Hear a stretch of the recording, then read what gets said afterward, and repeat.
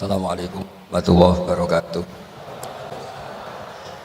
Alhamdulillahirabbil alamin wassalatu wassalamu ala asyrofil mursalin sayyidina maulana Muhammadin wa ala alihi wa sahbihi asma'in amma ba'du. Yang sangat saya hormati wonten Abi Profesor Quraish Shihab, wonten Bu Aufa, Profesor Aufa, wonten semua orang-orang UGM, semua yang saya hormati, termasuk niki moderator nih Pak Munjid. Saya seperti yang dikatakan Bu Ova, saya ini termasuk kiai yang nggak suka kalau ngisi acara dikasih judul, karena itu teror. Teror juga mendikte. Saya berkali-kali bilang itu ibarat saya ini dokter jantung, ngerti pasien saya itu bahaya karena punya penyakit jantung. Tapi pasiennya tanya cara ngobati jerawat. Jadi yang masalah serius yang saya tahu saya dokternya, tapi pasiennya yang nunjuk, Gus ini saya punya penyakit kulit, tolong obati. Padahal saya tahu penyakit beratnya itu apa? Jantung. Tapi karena ini acara memang harus ada judul, saya terima judul ini, meskipun tadi Pak Munjid bilang ada judul itu berarti ada masalah dalam ukhuwah. Saya tadi karena sudah dipuji ahli Quran, sebelumnya terima kasih, tadi saya sepakat sama Pak Quraish, terima kasih pada UGM karena sudah memberi gelar Pak Quraish Kiai Haji, biasanya hanya Profesor Doktor, ini nggak ada Kiai Haji, ini spesial. Ini penganugerahan Kiai Haji dari UGM, itu keren betul. Ini Mbak Naswa harus mencatat itu penghormatan. Ini yang ngasih gelar Kiai Haji itu UGM. Jadi karena nggak punya alumni yang jadi kiai, yang ngasih gelar orang lain gitu kira-kira. Begini masalah solusi ya. Saya punya sekian cerita, tadi sudah dipuji ahli Quran, saya cerita yang Quran saja. Tidak semua masalah itu penyelesaiannya harus dimarahin atau ditegur atau lewat proses hukum formal atau hukum positif atau pengadilan. Tadi di hotel saya suruhan beliau sudah cerita tentang materi yang saya utarakan. Begini ada sekian contoh, dan itu awal dari nggak ada kekerasan, tetap menjaga ukhuwah. Karena modelnya penyelesaian yang tidak menyinggung, tidak mengadili, tidak mendiskreditkan, tidak memojokkan. Saya punya sekian cerita dan ini boleh dikulak Pak Munjid untuk ngiai di UGM, saya sahkan tanpa hak royalti. Saya itu sering Prof, kiai-kiai yang jadi mubalak sering terima kasih sampai Gus, alhamdulillah kulaannya bisa saya jual katanya. Karena saya ini sudah kiai resi, nggak mau kemana-mana, tapi yang kulaan banyak di retailkan. Terus terima kasihnya sama saya, dan karena saya ikhlas ya ada dapat royalti. Tapi sudahlah, royaltinya surga saja. Saya cerita yang rileks. Khalilur Rahman Ibrahim itu pernah ingin, karena penat ya, mikir umat itu penat, capek, ingin masalahnya selesai dan nggak mungkin selesai, sehingga beliau minta umur panjang supaya punya waktu panjang untuk menyelesaikan problem umat. Sama Allah nggak dijawab. Ada orang tua yang sudah renta tua sekali, karena Nabi Ibrahim itu adalah terkenal dermawan, dipanggil terus dikasih kurma. Dikasih kurma itu makan itu meler lagi, makan meler lagi. Terus Nabi Ibrahim masuk kamar, ya Allah saya batalkan doa minta umur sampai tua. Ternyata engkau jawab, kalau terlalu tua kayak itu. Terus kedua Nabi Daud, ini cerita dulu ya, jangan ditiru, saya ulang lagi cerita dulu, jangan ditiru. Nabi Daud itu terkenalnya ini, itu punya istri itu 99, ini cerita dulu, kalau sekarang maksimal 4, itu saja kalau berani. Kata orang Madura itu kalau ingin punya istri 2, 4 itu 1 tambah 1 sama dengan 0 Gus, karena semuanya lari. Tapi ketika melihat satu perempuan yang cantik, beliau ingin sekali. Ketika penasihatnya bilang, engkau sudah punya 99, tapi tidak ada yang kayak itu. Saya masih ingat sama Profesor Denny ketika nerjemah Inna hadza akhi lahu tiswa tisuna najah. Saya tanya sama Prof Denny, abahnya Bu Ovain, Pak Denny kenapa masih ingin yang satu lagi padahal sudah punya 99? Kata Nabi Daud, tidak ada yang kayak itu. Terus saya guyon sama beliau, berani berargumentasi ini depan Bu Latifah, ya jangan, ini kata Nabi Dawud, tidak kata saya.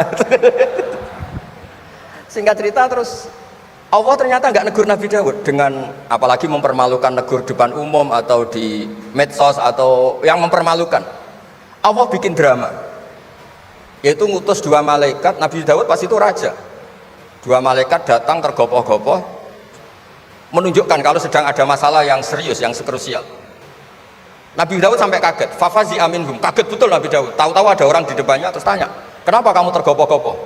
Saya ini punya masalah berat ya Nabi Allah Dawud. Apa masalah kamu? Ini saudara saya sudah punya kambing 99.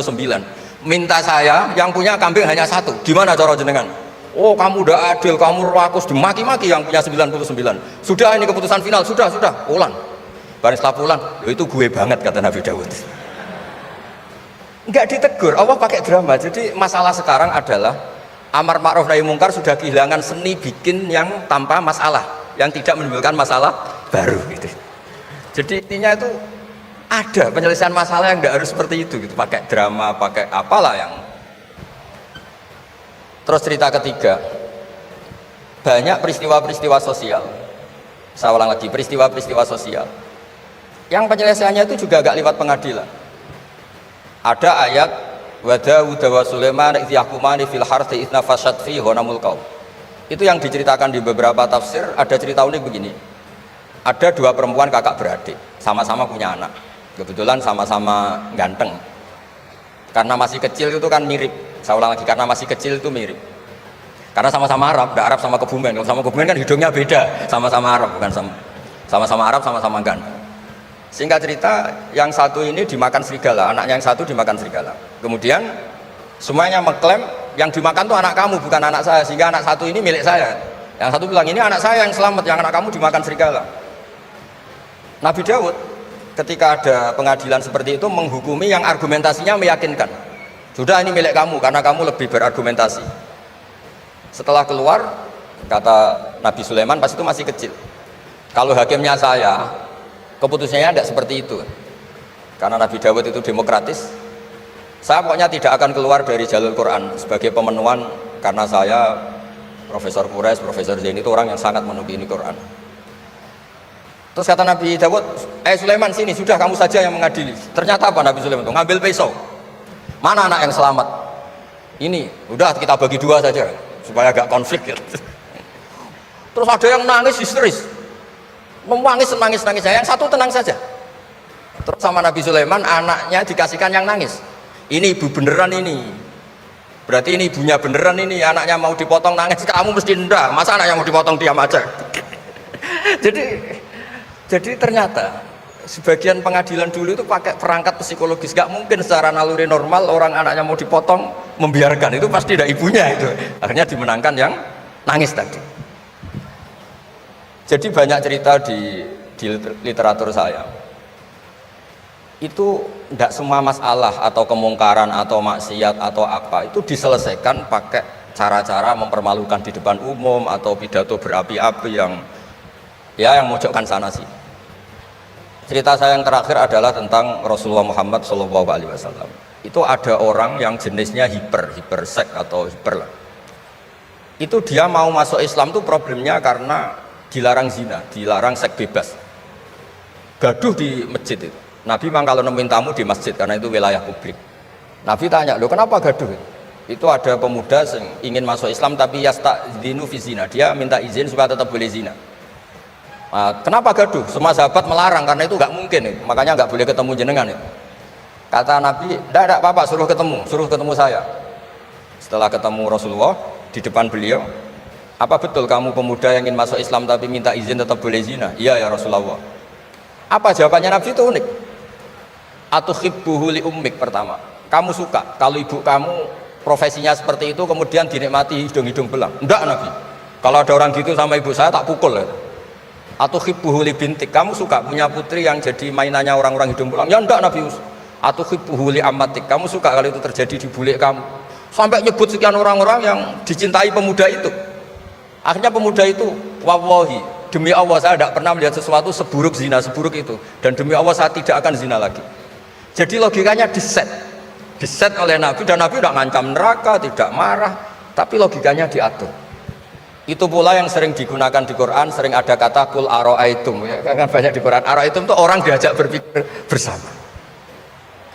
Ya, jadi menjaga kemajmukan, menjaga ukhuwah itu dimulai dari cara menyelesaikan. Tidak semuanya harus pakai marah-marah, pakai apa. Dimulai dari Allah sendiri. Dalam banyak cerita di Quran, di hadis itu suka hal-hal yang kecil, yang keseharian. Makanya dulu itu kalau ulama ditanya, saya ini tidak punya uang padahal ingin makan enak, ij'al idama ka al-ju'a. Ya, lauk paling enak itu satu, yaitu lapar. Kalau kita puasa, makan apa saja enak karena lapar. Orang sudah lupa, ngiranya makan enak itu kalau menunya atau lauknya sesuai selera, itu keliru. Ij'al idama ka al-ju', jadikan lauk terbaik adalah lapar. Wah, kita mau tidur gak enak gini-gini, ingin cari tempat yang enak. Ya, makanya Kiai kuno kalau nasihati anak-anaknya, kamu kalau ngaji makan yang enak, tidur yang enak. Maknanya jangan tidur kalau gak ngantuk banget, jangan makan kalau tidak lapar banget. Itu pasti semuanya menjadi enak. Nah, orang sudah melupakan kearifan-kearifan begitu, sehingga solusi-solusi yang dibikin ini lompatannya malah kacau, karena sebetulnya itu ndak adatnya Allah. Terus yang terakhir, ini makalah yang saya bawa dari dalam. Ini mungkin nanti Pak Munjid bisa belajar. Bisa ya tadi, bisa dijual ini. Karena sekarang itu ngaji itu pokoknya keren lah sekarang. Ngaji sekarang itu fid dunya hasanah wa fil akhirati hasanah. Dulu ngaji itu hanya fil akhirati hasanah, nggak dapat apa-apa. Kalau sekarang itu fid dunya hasanah wa fil akhirati nggak jelas. Karena sudah dapat upah itu. Nah, ini cerita, ini di tafsir Qurtubi, nafsiri ayat la khaira fi katsirin min najwahum illa man amara bi shadaqatin. Ikutnya suratun Nisa, nanti bisa dicari di, ya kalau orang UGM mungkin di googling mungkin 114 ayatnya. Sistem di pengadilan Indonesia, misalnya ada orang sengketa, kadang-kadang dilaporkan ke polisi itu silakan selesaikan secara kekeluargaan.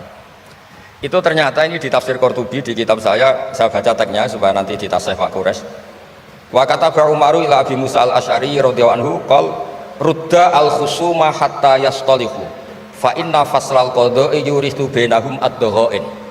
Jadi kalau ada orang sengketa, silahkan kembalikan yang sengketa, kata Sayyidina Umar. Jangan-jangan mereka punya solusi kekeluargaan. Karena kalau diputuskan di pengadilan itu bisa yurisud dhaghain, bisa melahirkan dendam, hasud, dengki. Tapi kalau mereka diselesaikan dengan logika mereka sendiri, dengan kearifan mereka sendiri, maka itu lebih baik. Ini juga yang dilupakan, setiap ada masalah itu dikasuskan di pengadilan. Padahal ini andekan saya dalam posisi pengamat politik mungkin cerita, padahal bisa diselesaikan dijadikan menteri misal, tapi itu tidak wilayah saya. Tapi itu tidak wilayah saya. Andekan saya datang sebagai pengamat politik mungkin contohnya itu, tapi saya tidak masuk wilayah itu. Cerita-cerita itu masyhur itu. Dulu ini cerita lagi Habib Quraisy di Abi Quraisy ya. Pernah ada orang itu saking solehnya beli tanah. Mestinya beli tanah seisinya. Lala tanah itu emasnya banyak. Setelah itu orang itu bilang, saya ini hanya beli tanah kok isinya emas banyak, ini gimana? Bilang sama penjualnya. Penjualnya nggak mau, enggak, saya jual tanah seisinya, emas itu milik kamu, enggak, saya beli tanah kok dapat emas. Itu dulu penyelesaiannya bilang, kamu punya anak putri, kamu punya anak laki, ya sudah besaran saja biar gak kelio. Jadi dulu banyak cerita-cerita kearifan yang orang tuh udah harus rame-rame di pengadilan.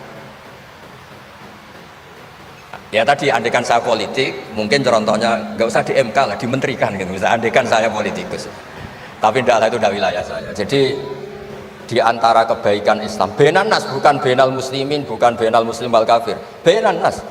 Kita rukun sesama non muslim itu juga ajaran Islam. La khaira fi katsirin min najwahum.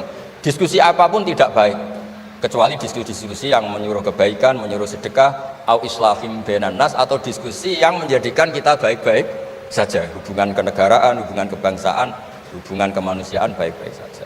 Ya, sekian mukadimah saya, nanti ditambahi Abi Quraisy, Profesor Quraisy. Sekian, dan saya tidak salam dulu karena pasti provokatornya ini merovokasi lagi. Jadi kalau moderator itu kan bikin sesuatu indah, ini jadi tidak indah. Masa orang sesantun saya dibilang harimau, itu kan kacau. Itu nggak benar itu. Karena kalau di Indonesia, oh ini negara nggak benar, kayak hukum rimba, yang kuat menang. Yang kuat itu kan harimau, wah, jadi masalah kan. Tapi saya maafkan, karena di dunia kiai ini masih mu'alaf latihannya. Saya alhamdulillah orang-orang UGM memang sering ketemu saya dulu zaman Pak Manut. Ini rumah saya ganggu ya berkali-kali. Jadi ya tidak apa-apa, silahkan salah karena Allah Maha Pemaaf gitu. Monggo.